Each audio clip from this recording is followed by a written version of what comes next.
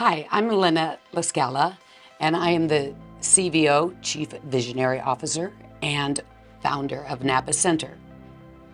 I'm also the mother of Cody Lascala. My son Cody had a near-drowning accident on his first birthday. Brand new pool, 2 adults in the home, and that's usually how a near-drowning accident happens. Cody was transferred from Desert Hospital in Palm Springs to Loma Linda, and they gave us little hope that he would make it through the night. After 3 to 4 days, he was still hanging on, and I was not ready to give up. The chief neurosurgeon took us into the little room across the hall of the hospital exit and told us we should go out the doors and forget we had him.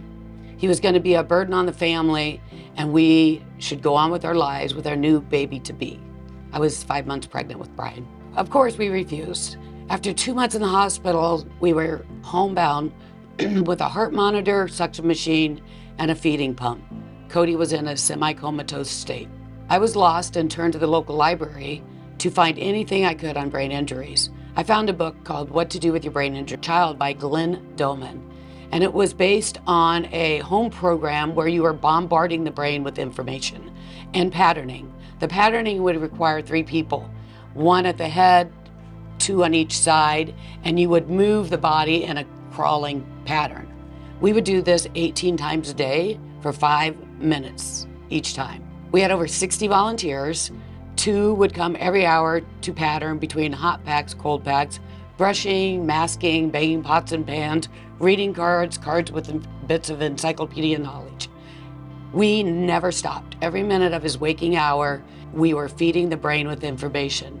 It was a very intense program where we would travel to Philadelphia for 5 days, and we would attend 10 to 11 hours of lectures each day, and a room kept at 54 degrees to keep us alert. We would return every 5 to 6 months when we had hit our goals that were set for him the previous visit. We stayed on the program for almost 2 years until my husband and I divorced and I was on my own. We had not seen much in his physical development, but it did bring him out of the semi-comatose state and to where he was laughing and totally aware of his surrounding and totally aware of how to manipulate anyone at any time, which he became an expert at. At the age of 11, Cody was chosen by Starlight Children's Foundation to be their 1,000 Wish Kid. All the other kids wanted to go to Disneyland, and Cody wanted to go downhill skiing as fast as he could. He was featured on Extra TV, and we had our popcorn ready to watch his episode when it got bumped by another segment, and up came New Hope for Children with Cerebral Palsy in Mielno, Poland. It showed a family who traveled to Poland, and their child said their first words after this very first intensive session. I called the very next day, and I was placed on their wait list. I began fundraising and was off to Poland the following September. Cody had an amazing physical therapist in Iowa, and she was working on weight exchange from the right hip to the left hip for about 5 years. Of course, it was school-based therapy, which meant 30 minutes a week. And, we would do things at home, but it was never at the intensity of this program. He could stand him against a wall, but if you touched him, he would fall over. Of course, after 5 years, he had hit this plateau and we could never seem to get off of. After his very first intensive session in Poland, he came back with that meaningful weight exchange.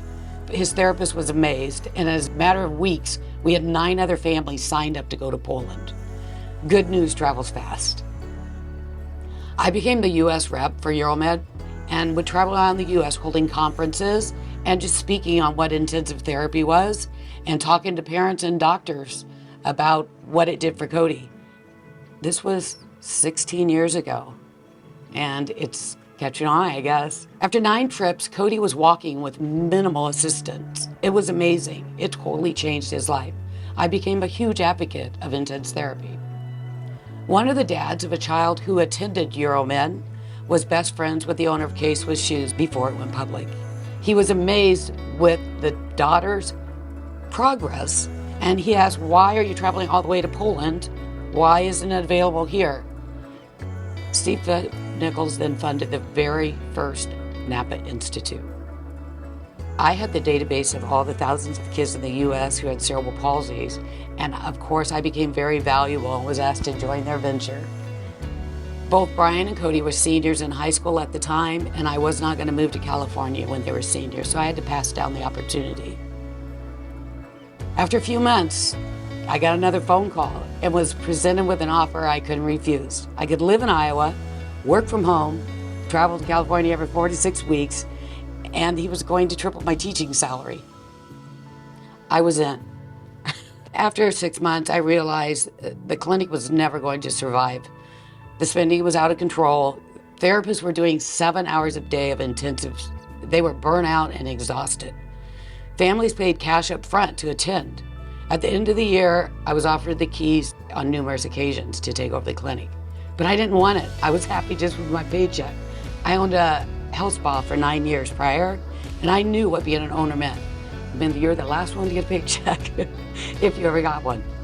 However, when I was told that they were locking the doors on this Friday night and all the families, 7 families who had already traveled to California, were going to be going to the clinic to lock doors and none of the therapists were going to be paid, I couldn't let that happen. I reluctantly took the keys and decided the show must go on. I made a handshake agreement with 2 of our students who had just finished their last rotation with us, Jessica and Rebecca. They both had amazing handling skills and been with me since day one and are still with us today. It's amazing. It was a tough start to the business as it was May 2008 when everything was closing. We had parents calling every other day, I have to cancel, my husband lost his job. It was a terrible time to start a business. It came down to having to lay someone off. And our team of 7 people decided that we didn't want to lay anyone off, and they all agreed to go down to 6 hours a day so I could afford payroll and no one would lose their job. That's what makes them a team. They stuck together like glue. They were amazing. 2 of these individuals were 8 and they were viewed as equals. No one thought they had the upper hand because they had a degree or experience. They were just a team. You know, some of our very best therapists did not start at the best.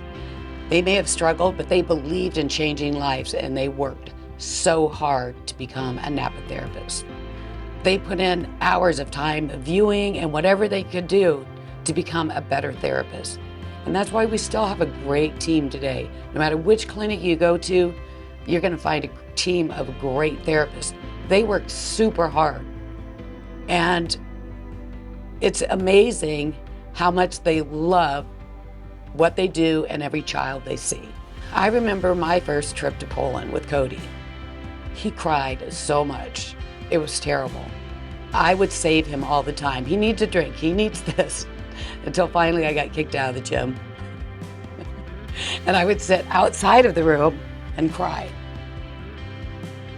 But I trusted the team, and it took me 1 or 2 sessions before I figured that out, that I had to trust the team. And Cody trusted the team too, and the crying each time was less and less, especially when he knew I wasn't going to save him.